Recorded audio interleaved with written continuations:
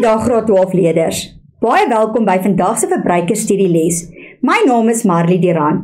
Hierdie les is moontlik gemaak deur die Noord-Kaapse Onderwysdepartement in samewerking met Bekama Navorsing en Ontwikkeling. Vandag se les is ons hersieningsles oor voedsel en voeding. Ek is baie opgewonde oor hierdie les. As jy die vorige lesse nie bygewoon het nie, maak seker dat jy hierdie les bywoon en maak seker dat jy al die tips wat ek jou in hierdie les gaan gee, gaan neerskryf wanneer jy gaan voorberei vir jou eksamenvraag. Ons lesdoelwit aan die einde van hierdie les behoort alle leerders enige vraag in die voedsel en voeding vraag met gemak te kan beantwoord, van baie maklik tot baie moeilik. Hierdie vraag tel gewoonlik 40 punte in die eksamen.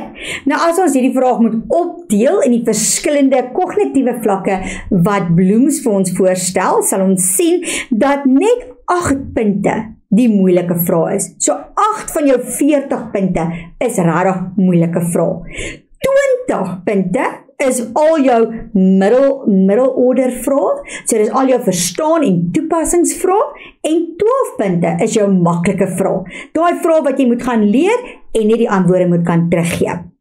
So om 20 uit 40 vir hierdie vraag te kry is eintlik baie maklik. As jy net die basiese dinge van hierdie hoofstuk gaan leer en die basiese dinge baie goed ken. En ek hoop dat vandag se les gaan jou help om daai basiese dinge te kan raak sien en te kan besef wat is die belangrikste wat ek moet leer vir voedsel en voeding. Ook gaan kyk asseblief na jou eksamenriglyne van 2021 op bladsy 13 en 14 van jou eksamenriglyne gee dit vir jou ook 'n baie mooi uiteensetting van die tipe vrae wat hulle van elkeen van hierdie afdelings van voedsel en voeding kan vra in die eksamen. Goed, heel eerste, terminologie. Dit is belangrik, jy moet jou terminologie ken. Nou, ons het na verskillende afdelings in hierdie hoofstuk gekyk. Ek het dit vir jou in verskillende kleure gegroepeer, sodat jy kan sien watter terminologie pas by watter afdeling. Goed, so ons eerste afdeling is ons blou afdeling. Dit is dan ook ons voedselverwante siektes. So jy moet weet wat beteken arteriosklerosis. Jy moet weet wat beteken cholesterol. Jy moet ook weet wat is hipertensie en wat is anemie. Goed, so ons het al reeds na daardie 4 terminologie gekyk, by nou moet jy dit al baie goed ken. Ons tweede afdeling is oranje. Dit is ons voedseloordraagbare siektes. Daar is net die terminologie inkubasieperiode belangrik. Goed, dan ons volgende ene is ons bymiddels en ons voedseletikette. So jy moet weet wat is 'n preserveermiddel. Jy moet weet wat is 'n emulsifiseerder. Jy moet ook weet wat is 'n antioksidant. En jy moet ook vir my kan sê wat is 'n stabiliseerder. En onthou, jy moet ook voorbeelde van elkeen van hierdie bymiddels ken. Dan ons laaste afdeling wat ons in die vorige les behandel het, is ons kwessies, ons verbruikerskwessies rakende ons voedsel. Daar het ons gekyk na genetiese gemodifiseerde voedsel. Ons het gekyk na organiese geproduseerde voedsel. Ons het gekyk na bestraalde voedsel. En laastens het ons gekyk na voedselsekuriteit. So daardie is die belangrikste terminologie wat jy moet ken. So op 1 bladsy het ek vir jou al die belangrike terminologie neergesit wat jy moet gaan ken, sodat jy enige vraag in die eksamen kan beantwoord rakende voedsel en voeding. Kom ons kyk na ons eerste afdeling. Voedselverwante siektes. In ons voedselverwante siektes het ons na 3 siektes verwys. Ons het eers gekyk na ons koordinêre hartsiektes. Koordinêre hartsiektes word verdeel in 2 groepe. Ons het gekyk na arteriosklerosis en ons het gekyk na hoë bloedcholesterol. Ons tweede voedselverwante siekte waarna ons gekyk het was hipertensie en die laaste ene was anemie. Wat belangrik is om te onthou watter nutriënt speel 'n belangrike rol in elkeen van hierdie siektes. In ons koordinêre hartsiektes, ons belangrikste nutriënt is hierdie ene, vette. En onthou, daar's goeie vette en daar's slegte vette. So nie alle vette is sleg nie.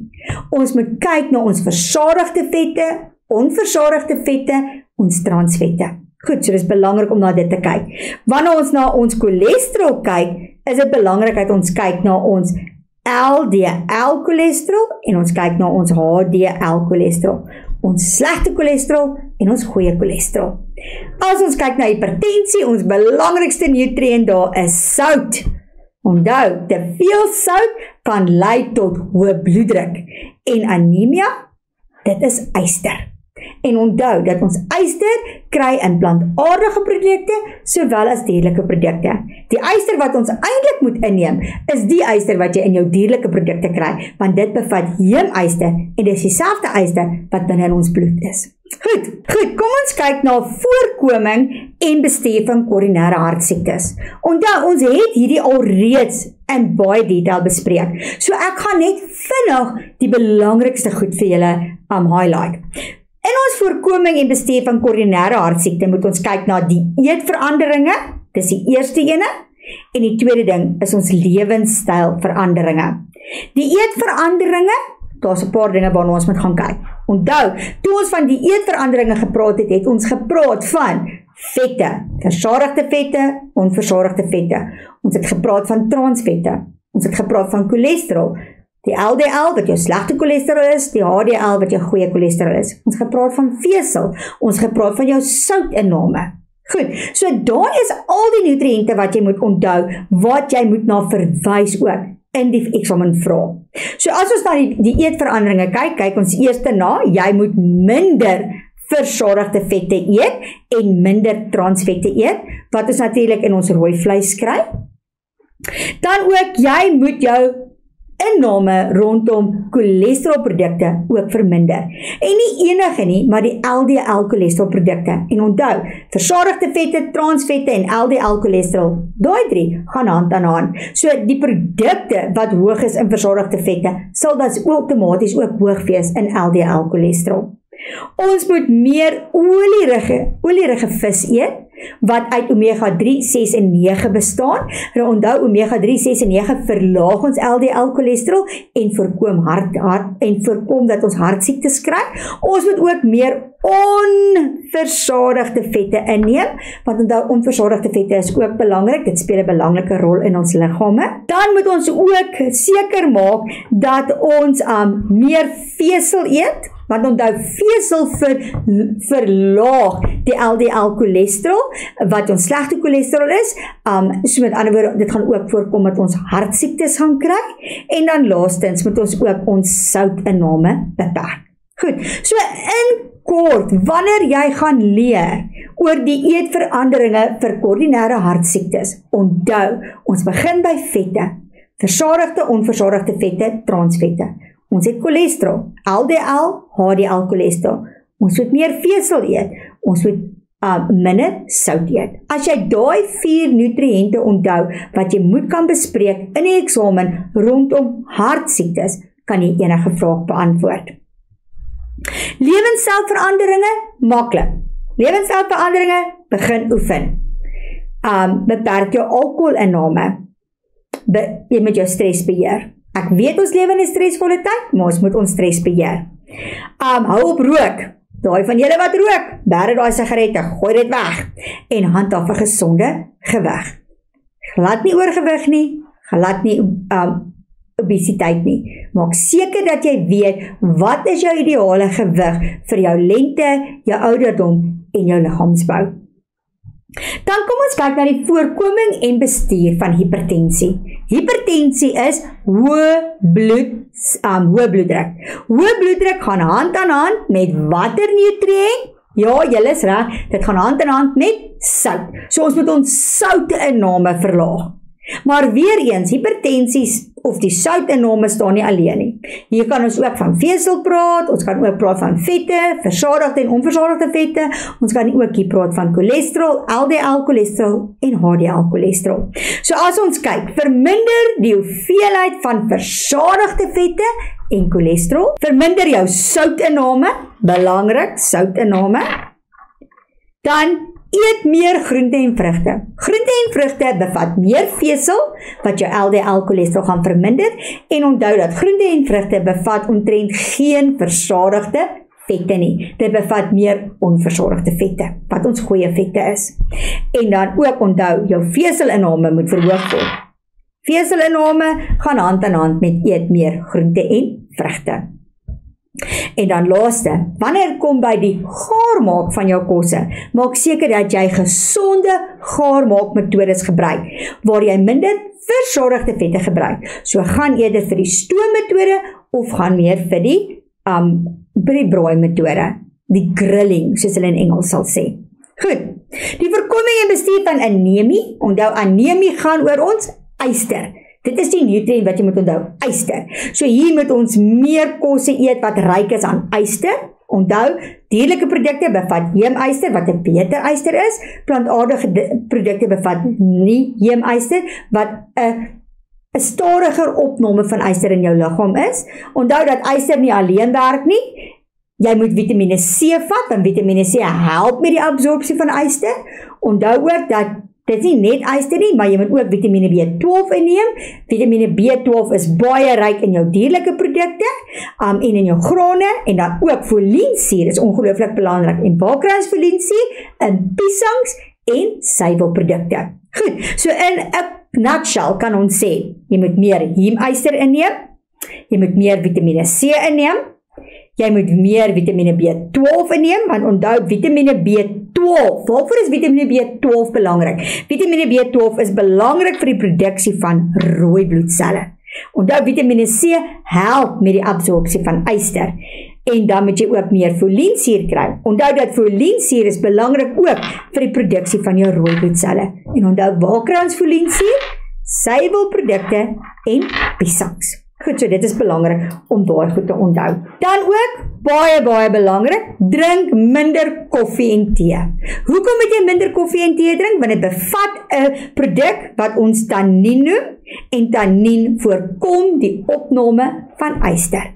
So, enige produk wat kafeïen basies bevat, moet jy vermy, want dit bevat tannien en dit kan die ysteropname dan verminder. Goed, so dis belangrik om te onthou. Kom ons kyk na 'n aktiwiteit wat gebaseer is op voedsel verwante siektes. Noem 3 die eetverwante oorsake van hoë bloeddruk. 3 punte. Noem is ons aksiewoord. Goed, so met ander woorde, dis 'n lae order vraag. Hierdie moet jy gaan leer en jy moet dit kan teruggee. Noem 3 die eet verwante oorsake van hoë bloeddruk.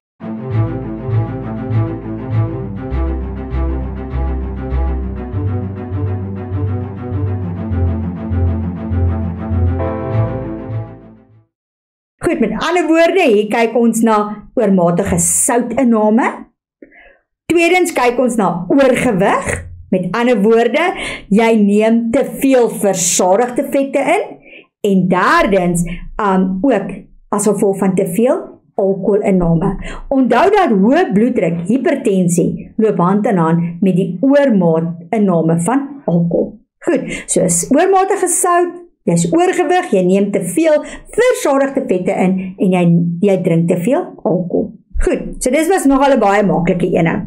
Dan beskryf, dit is die aksiewoord daar, beskryf, en hierdie is ook 'n middelorder vraag. Beskryf hoe aterosklerose ontwikkel. Beskryf. Goed, nou kom ons kyk hoe beantwoord ons hierdie vraag. Beskryf. Hierdie kan ook wees dat jy die definisie van aterosklerose kan gee. Goed, dis vir 3 punte. So dit beteken jy moet 'n volledige definisie van aterosklerose kan gee.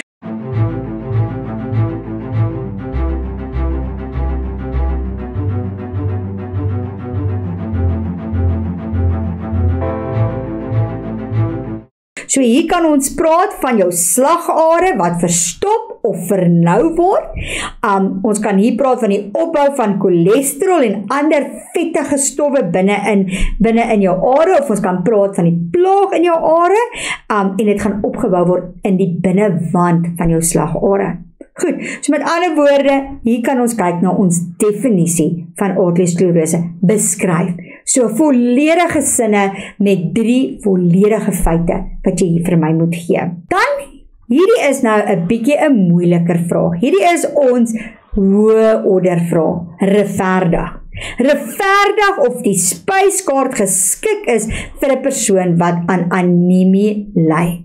Goed, met ander woorde, nou gee hulle op ons 'n spyskaart, bestudeer die spyskaart hieronder. Hulle gee vir jou beesvleisbredie met wortels, eie en aardappels, volkoring couscous, gestoomde spinasie met olyfolie en suurlemoensap, beet en tomatieslaai met asyn, vars vrugteslaai met arbeie, papaja en lemoenstukke.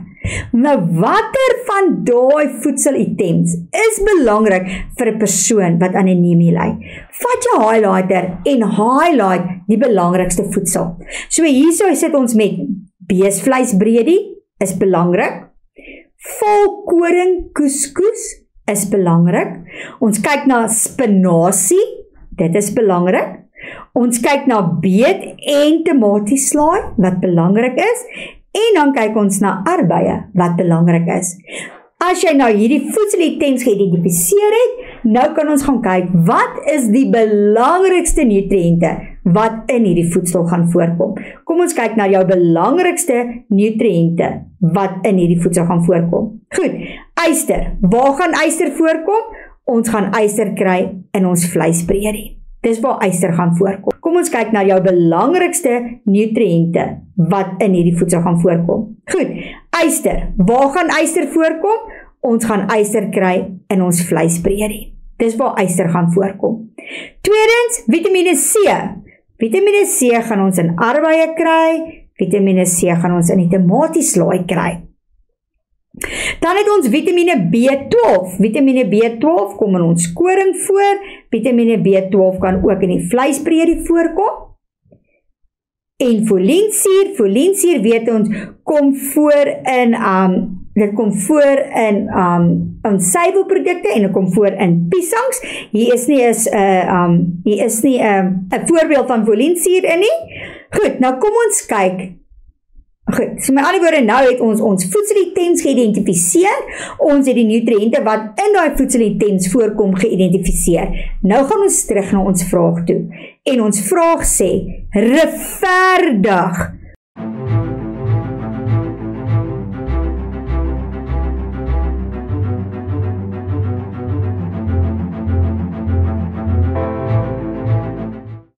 Of die spyskaart geskik is vir 'n persoon wat aan anemie ly vir 8 punte. Is dit geskik of is dit nie geskik nie? Kom ons kyk na die antwoorde. Nommer 1. Beesvleis is 'n bron van heemyster. Goed, so die antwoorde, dit gaan maklik deur die liggaam opgeneem word en daarom gaan dit ons ystervlakke verhoog. Daar het jy klaar 2 punte. Deur net te weet dat beesvleis is hoog in heemyster. Tweede ding is, as ons kyk na spinasie. Spinasie is 'n ysterryke groente. Goed. Ook as ons kyk, daar is beet. En beet help ook met die vorming van jou rooi bloedselle. En ons weet ook dat spinasie folaat bevat en dit bevat Vitamiene A en dit alles is belangrik vir bloedvorming. Onthou, anemia het alles te doen met bloedselle, jou rooi bloedselle wat suurstof moet vervoer. So dis belangrik om te onthou. Dan kyk ons na tamatie, suurlemoensap. Al daai bevat Vitamiene C en ons weet dat Vitamiene C help met die absorpsie van yster. Ons kyk na ons volkoring. Ons weet dat ons volkoring Vitamiene B12 bevat. Dit bevat ook yster en dit help met die vorming van rooi bloedselle. Dan weet ons ook dat ons vrugteslaai bevat arbeie en ander vrugte wat Vitamiene C bevat en ons weet dat Vitamiene C help met die absorpsie van yster. Nou met 'n vraag soos hierdie in 'n eksamen moet jy onthou dat jy nie 2 keer punte kan kry as jy Vitamiene C noem nie. So jy moet gaan neerskryf. Wanneer ek na anemie kyk, moet ek onthou yster, heemyster. Ons moet kyk na Vitamiene C, ons moet kyk na Vitamiene B12 en ons moet kyk na foliensuur.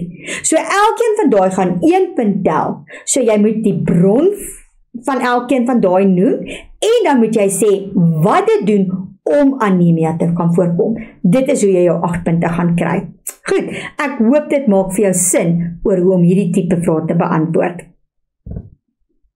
In jou gevolgtrekking, want onthou ons sê regverdig, analiseer, evalueer, moet daar altyd 'n gevolgtrekking wees. Jou gevolgtrekking sê die spyskaart is geskik vir 'n persoon wat aan anemie ly.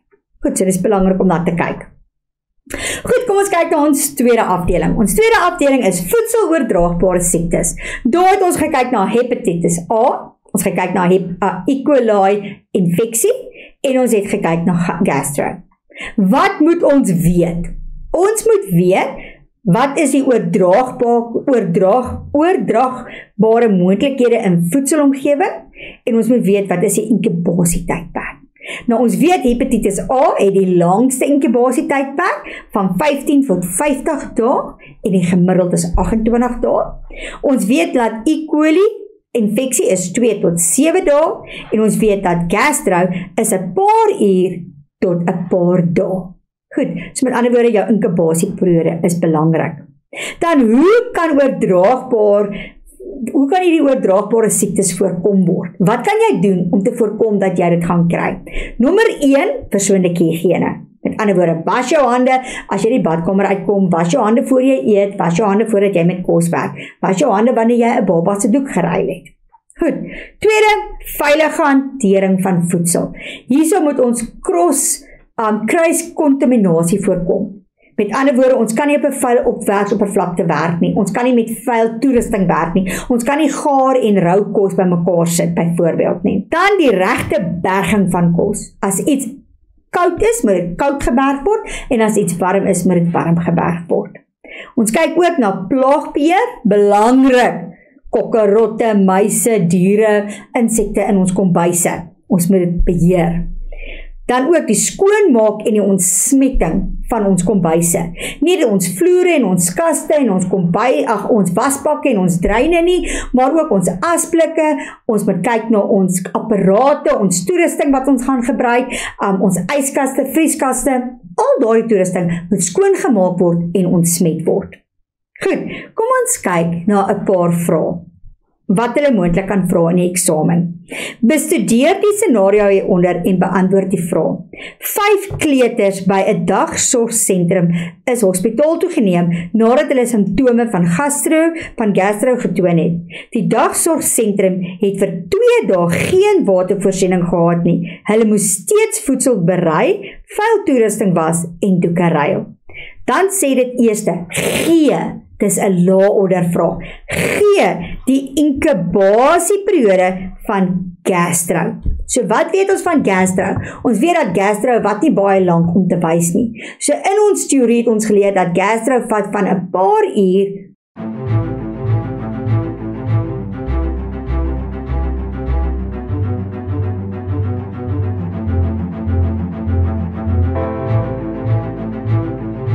tot 'n paar dae. Goed, hulle sê dit kan tot en met 10 dae vat. Maar as jy net sê van 'n paar uur tot 'n paar dae, kan jy jou punte kry. En dis net vir 1 punt. Jy moes net die inkubasieperiode geken het. Goed. Die tweede vraag is verduidelik. Verduidelik is 'n middelorder vraag. Verduidelik hoe gastro waarskynlik aan die kleuters oorgedra is. Nou as ons dink aan ons gevalle studie, daar het hulle gesê daar was nie water toevoer nie. Hulle moes nog steeds kos voorberei het, hulle moes nog steeds die eetgerei gewas het en hulle moes nog steeds doeke geruil het. So wat kan die oorsaak wees dat hierdie siekte aan die kleuters oorgedra word? Nommer 1, omdat hulle die persone wat met die kinders werk, het doeke geruil en hulle het nie hulle hande gewas nie en so kon hulle dan die siekte oorgedra het. Nommer 2, kinders wat dalk die gastrovirus gehad het, hulle het nie die eetgerei behoorlik gewas nie omdat daar nie water was nie en so kon dit dan ook oorgedra geword het. Daar kon nie higiëniese praktyke toegepas geword het nie, want daar was nie water nie. So dit wat ons weet. So ons moet net 'n bietjie brainstorm en ons moet 'n bietjie gaan kyk wat staan in die gevalle studie. Hierdie vraag sal ek altyd sê, do not study harder, study smarter, want die antwoord staan in die gevalle studie.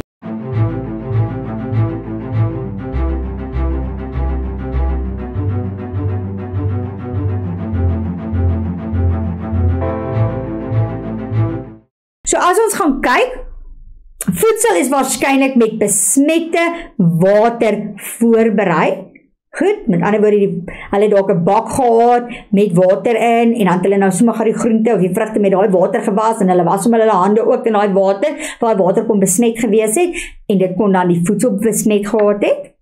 Dan die gereedskap wat gebruik is in die voedselvoorbereiding kon ook besmet gewees het, want onthou daar was nie water nie, so hulle het 'n bak met water en dan gebruik hulle dit nou sommer ook om die gereedskap te was. Hulle vervang die water nie op 'n gereelde basis nie, so met ander woorde die water kon vuil gewees het, dit kon besmet gewees het en dit kon die kinders siek gemaak het. Dan ook die kleuters kon besmette water gedrink het. En laastens, die kleuters was moontlik met gastro besmet en het ander ook met dit besmet. So een kind het daar gastro gehad, met daai gastro by die kleuterskool aangekom, omdat daar nie behoorlike watertoevoer was nie en almal maar dieselfde water amper half gerecycle het, kon daai een kleuter die ander kleuters aangesteek het. En onthou, dis in 'n klein area waar daai kleuters almal saam is, in 'n klaskamer, en hulle is in mekaar se spasie die hele tyd. So dit was baie maklik om dan die gastrovirus oor te kon gedra het. Goed, weer eens, moenie harder leer nie, maar leer smarter. Goed, wyser. En dan die personeellede het moontlik nie hulle hande gewas nadat hulle die babadoeke geruil het of nadat hulle die badkamer gebruik het nie, omdat daar nie watertoevoer was nie. En dit kon hulle dan ook gelei tot die besmetting van die kinders. Voedselbymiddels. Dit is ons derde afdeling waarna ons gaan kyk.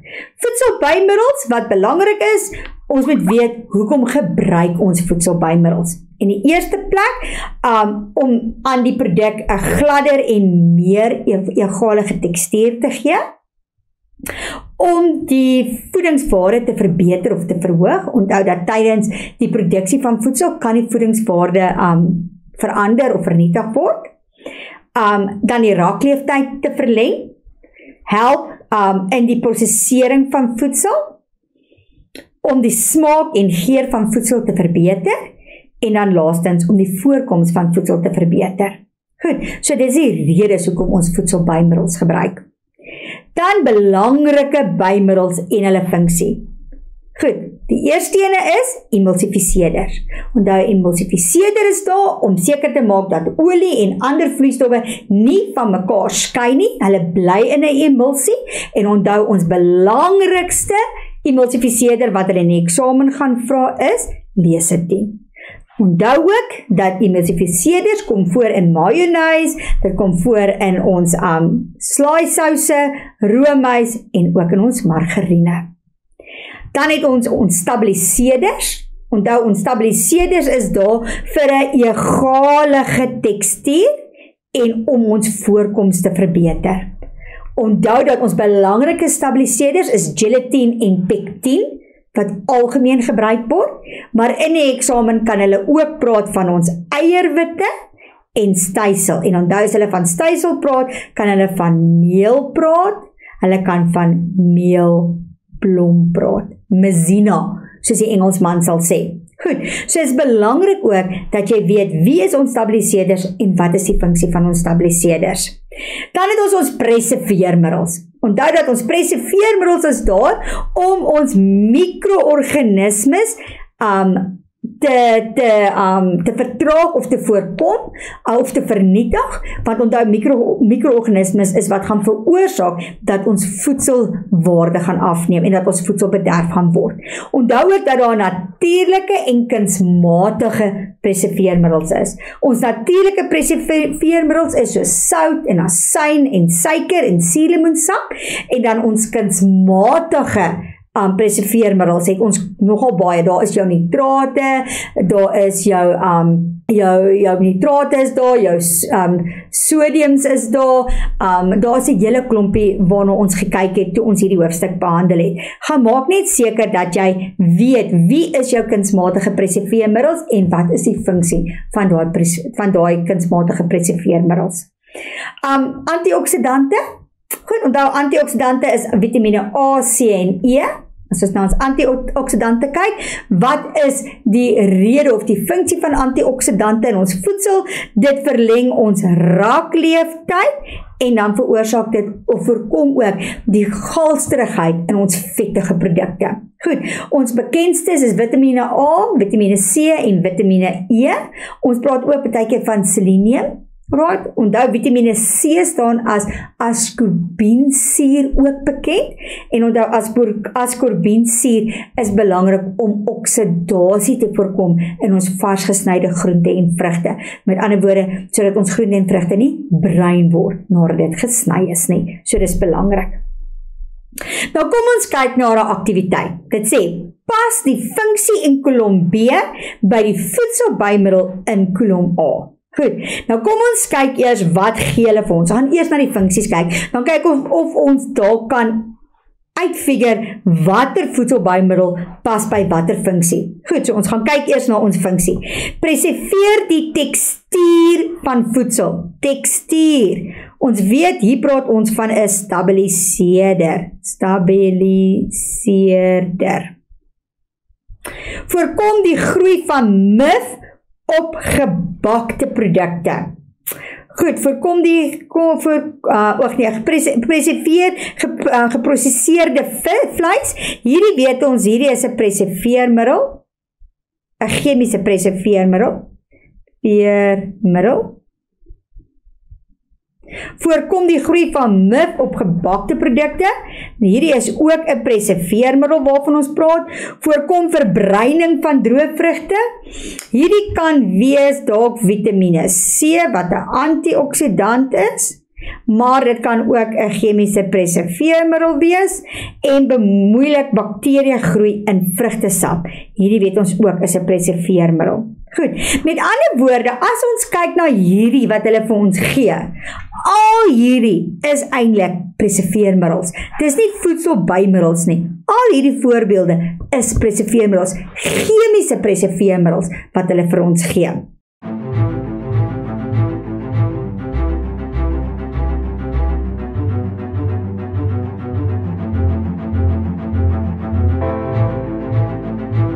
So kom ons kyk, swooldioksied is nommer D, dit gaan die verbruining van droë vrugte veroorsaak, goed, dan natriumbensonaat, as ons kyk na natriumbensonaat, bemoeilik bakteriese groei in vrugtesap, dis ook 'n chemiese preserveermiddel, nitrate, dit help met die geprosesseerde vleis, en kalsiumpropenaat, is nommer C, voorkom die groei van mif op gebakte produkte.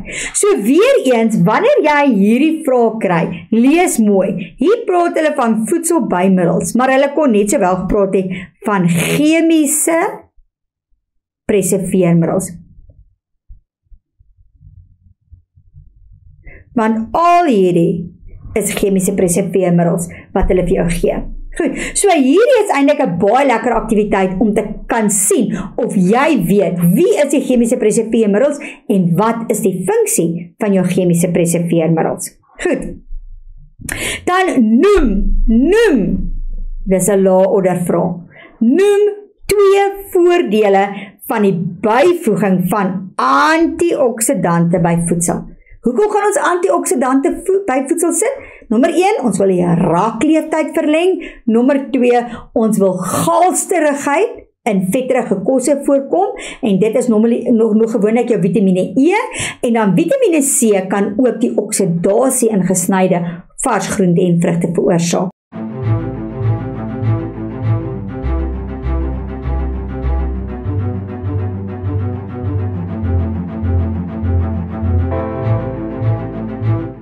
As ons kyk na ons antwoord, verleng ons raakleeftyd, voorkom galsterigheid in vetterige kosse, en hierdie is veral jou Vitamine E, en dan kon jy ook nog gepraat het van jou Vitamine C, wat die oksidasie gaan voorkom. Dan G is weer 'n lae-order vraag. Gee 3 voordele van die gebruik van chemiese preserveermiddels.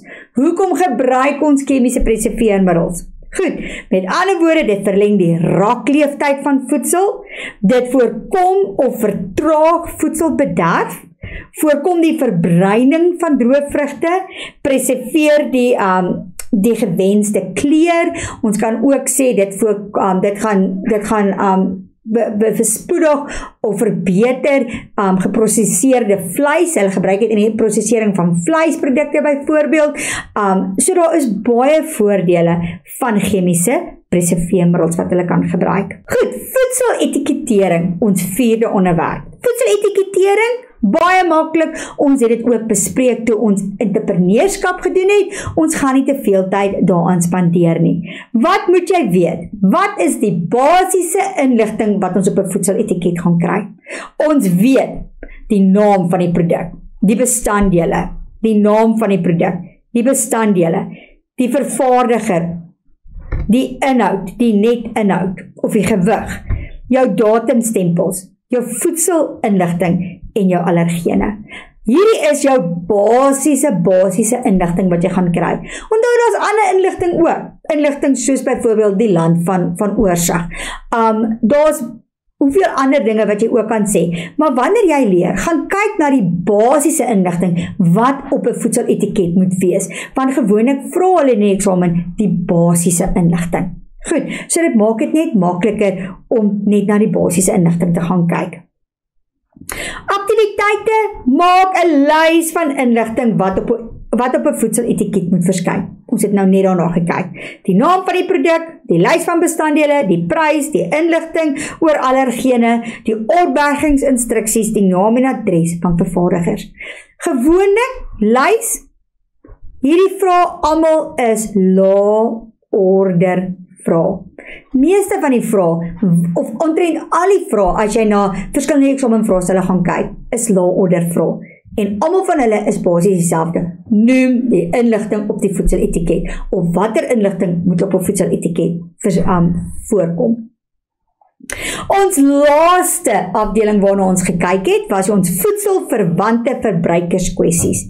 Hierso het ons gekyk na genetiese gemodifiseerde voedsel, organiese geproduseerde voedsel, bestraalde voedsel en voedselsekuriteit. Ons het gekyk na elkeen se definisie, ons het na voorbeelde gekyk, ons het gekyk na watter impak het dit op ons natuurlike en ekonomiese omgewing. Ek gaan net kortliks, in 'n nutshell, net weer inskerp op belangrike dinge wat jy moet ken vir die eksamen. Wat is die belangrikste inligting om te onthou wanneer ons van genetiese gemodifiseerde voedsel praat? Jy moet onthou dat hierdie gewasse is bestand teen siektes, droogtes en peste en daarom is dit moontlik om in enige omstandighede te kan groei. Tweedens, die opbrengs is altyd groter. So met ander woorde, meer mense kan gevoed word. Jou produksiekoste is laer. As jou produksiekoste laer is, beteken dit dat die kosprys ook laer gaan wees. En dan het ons 'n lang rakleeftyd. Met ander woorde, hierdie kos gaan ook nie vinnig bederf nie. Met ander woorde, geneties gemodifiseerde kos kan bydra tot voedselsekuriteit. Goed.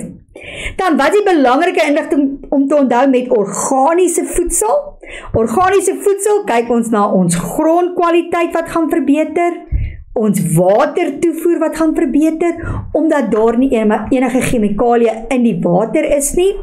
Ons kyk ook na besoedeling, daar is baie minder besoedeling. Met ander woorde, wat ons kan sê met organiese voedsel, dit is baie te doen met die omgewing en dit kyk baie mooi na ons natuurlike omgewing. En daar's ons omgewingsvriendelike praktyke wat toegepas word deur ons boere. So op ons natuurlike omgewing gee dit definitief 'n positiewe punt. Maar as ons kyk na ons ekonomiese kant en ons kyk na voedselsekuriteit, kan ons definitief sien dat daar is 'n negatiewe kant met organiese voedsel. Want organiese voedsel het nie 'n baie lang rakleeftyd nie. Organiese voedsel, as ons kyk na die opbrengs, is baie laer. So dit kan ook nie bydra by voedselsekuriteit nie. So dit het 'n negatiewe impak op voedselsekuriteit. Dan, wat is die belangrike inligting om te onthou wanneer ons na bestraalde voedsel kyk? Bestraalde voedsel vernietig mikroorganismes en gaan dus ons rakleeftyd verleng. Dit vertraag rypwording van groente en vrugte. Dit vernietig patogeniese bakterieë, Okay, met ander woorde, ons voedsel gaan veiliger wees en dit gaan voorkom voedseloordraagbare siektes gaan dit definitief oorkom. Goed, kom ons kyk na julle huiswerkvrae. Jy gaan 'n paar minute kry om gou-gou die huiswerkvrae vir my te beantwoord en dan gaan ons kyk na die antwoorde.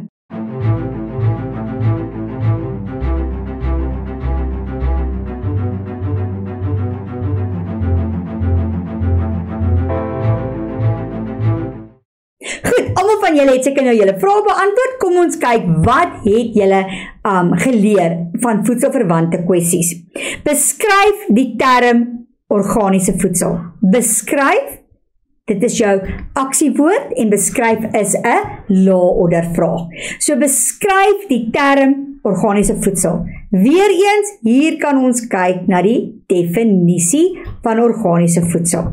So in ander woorde kan ons sê organiese voedsel word gekweek in 'n omgewingsvriendelike manier, sonder plaagdoders, sonder pestdoders, sonder onkruiddoders, sonder chemikalieë, sonder hormone, sonder groeistimulante en sonder veevoerbyvoedings. Met ander woorde, organiese voedsel word gekweek in 'n omgewingsvriendelike omgewing. Vir 3 punte. Goed, so dit was 'n maklike vraag. Vraag nommer 10. Noem ook 'n lae-order vraag. Noem 4 maniere waarop voedselbestraling die rakleeftyd van voedsel verleng. Noem 4 maniere waarop voedselbestraling die rakleeftyd van voedsel verleng.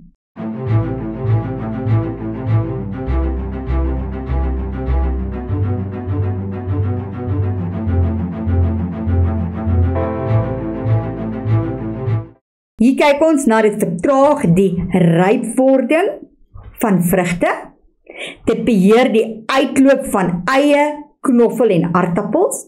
Dit vertraag die vergroening van aardappels en dit vernietig insekte wat ons ontbytgrane kan besmet. Goed, met ander woorde 4 maniere hoe voedselbestraling die rakleeftyd kan verleng. Dan vraag 11, een van die voordele van geneties gemodifiseerde voedsel is dat dit goedkoop is. Verduidelik, dit is 'n middelorder vraag, verduidelik hoe hierdie feit tot voedselsekerheid kan bydra. Voedsel is goedkoop.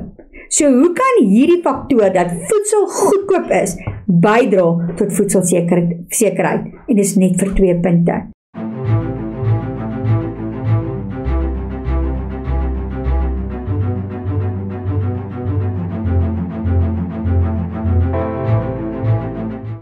Met ander woorde, omdat dit goedkoop is dit bekostigbaar. Omdat dit bekostigbaar is dit toeganklik vir meeste mense in Suid-Afrika, ewen vir die mense in die lae-inkomste groepe.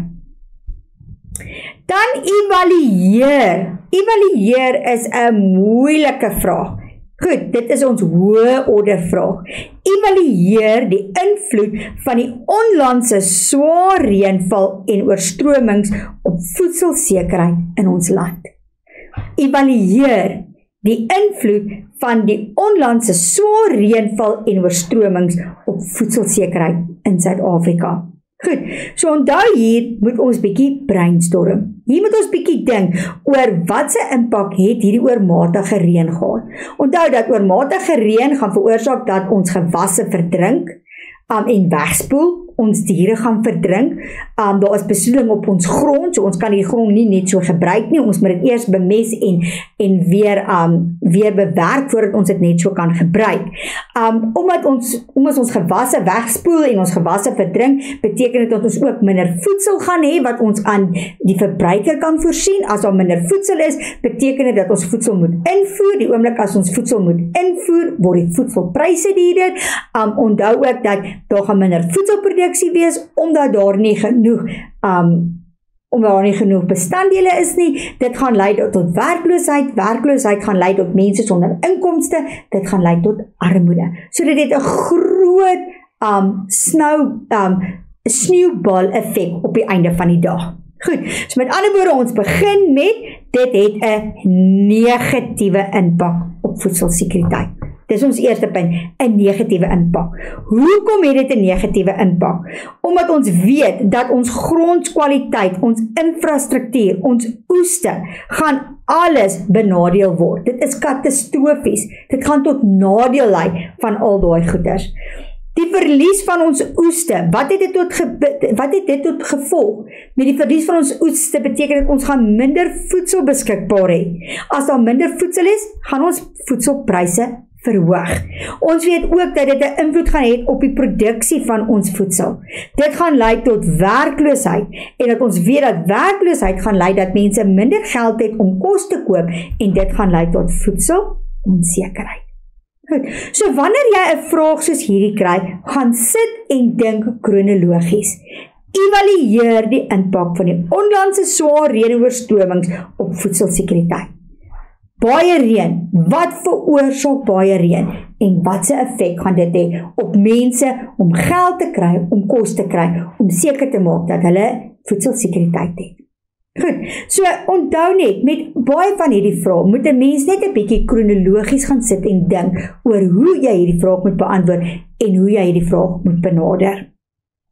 Baie dankie Graad 12 dat julle hierdie les saam met my gedeel het en ek hoop dat hierdie tips wat ek vir julle gegee het in hierdie les, julle sal help met die voorbereiding vir julle eksamen, vir julle Junie-eksamen en dat hierdie vraag oor voedsel en voeding vir julle baie maklik sal wees om te beantwoord en goed in te kan doen. Lekker dag en totsiens.